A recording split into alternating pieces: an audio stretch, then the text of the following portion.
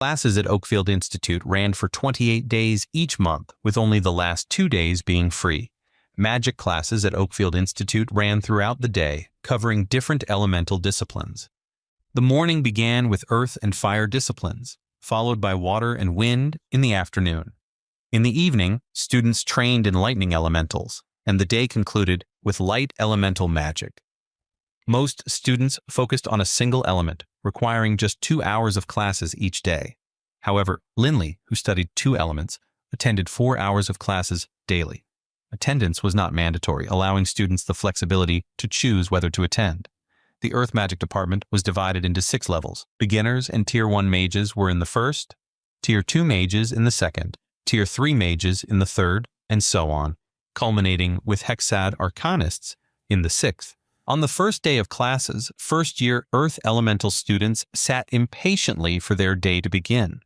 With already about 20 students present, Linley walked in and took a seat in one of the front benches.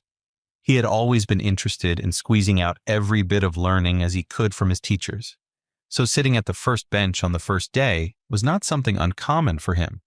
By 8 o'clock, there were more than 50 students in the classroom. I suppose only a few of them are new students.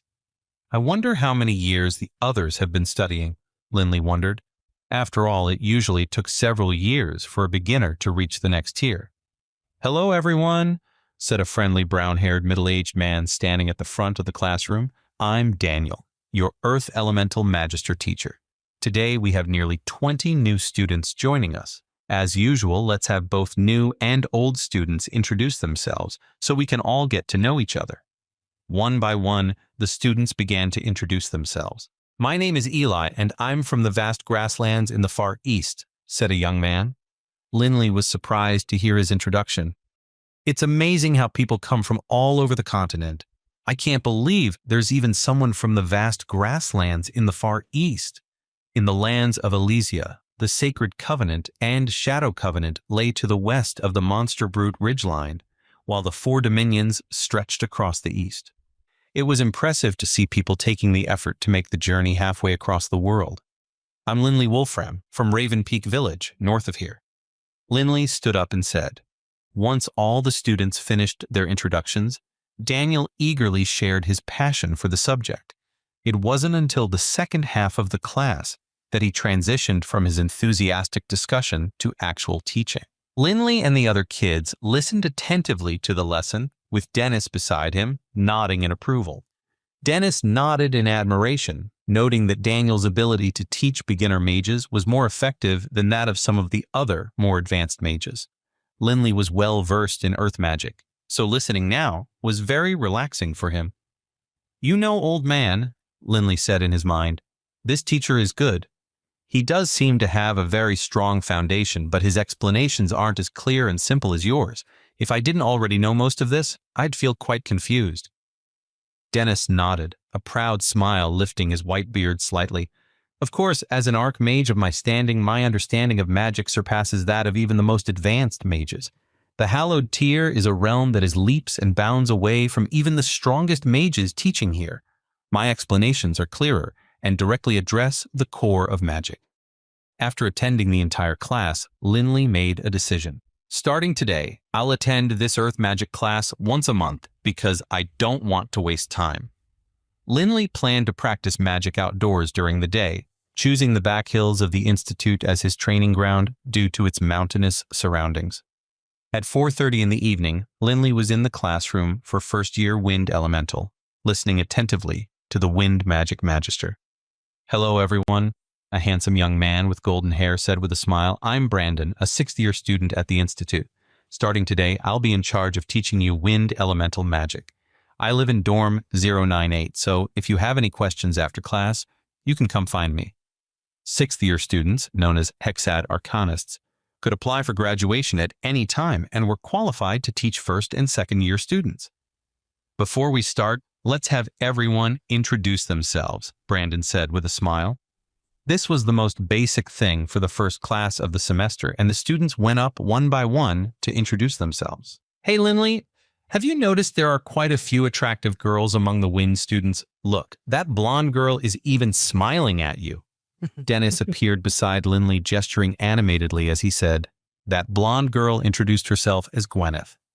With my years of experience, I can tell she's going to grow into a real beauty. Smile at her and build a good friendship to get to know her better." At this moment, Linley completely ignored him, not wanting to get distracted. "I might be a legendary archmage, but even I cannot weave a spell strong enough to improve your chances with a woman. If magic could do that, I'd have written the book on it myself." Linley stared at the instructor, carefully listening to his lecture.